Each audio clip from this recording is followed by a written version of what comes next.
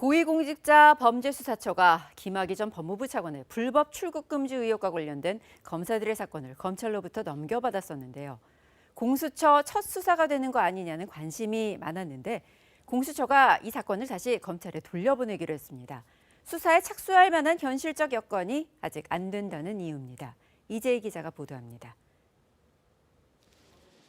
2019년 허위 공문서를 꾸며 김학의 전 법무부 차관의 출국을 막았다는 혐의를 받는 이규원 전 대검 과거사 진상조사단 검사. 이성윤 서울중앙지검장은 당시 대검 반부패 부장으로 있으며 관련 사건 수사에 대한 외압을 행사했다는 의혹을 받고 있습니다. 지난 3일 수원지검은 검사 관련 사건은 공수처가 맡아야 한다는 공수처법에 따라 이 사건을 공수처에 이첩했습니다.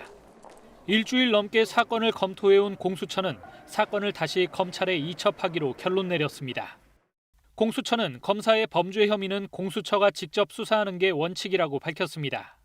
그러면서도 공수처 검사 임명과 수사팀 구성까지 앞으로 길게는 4주 이상 걸릴 수 있어 수사에 전념할 여건이 안 된다고 설명했습니다.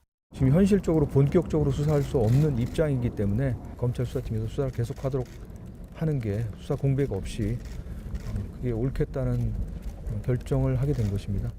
수사 공정에 대한 논란이 제기될 수 있다는 점도 고려됐습니다. 공수처가 구성이 안 됐는데 수사를 본격적으로 못하면서 사건을 가지고 있는 것 자체가 이제 공정성 논란을 무슨 봐주기라든지 문객이라든지.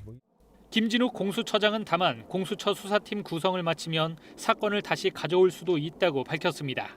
또 이지검장 사건이 실제 기소로 이어질 경우 공수처가 기소할지에 대해서는 다음 주 관련 기관과 협의할 계획이라고 전했습니다. KBS 뉴스 이재입니다.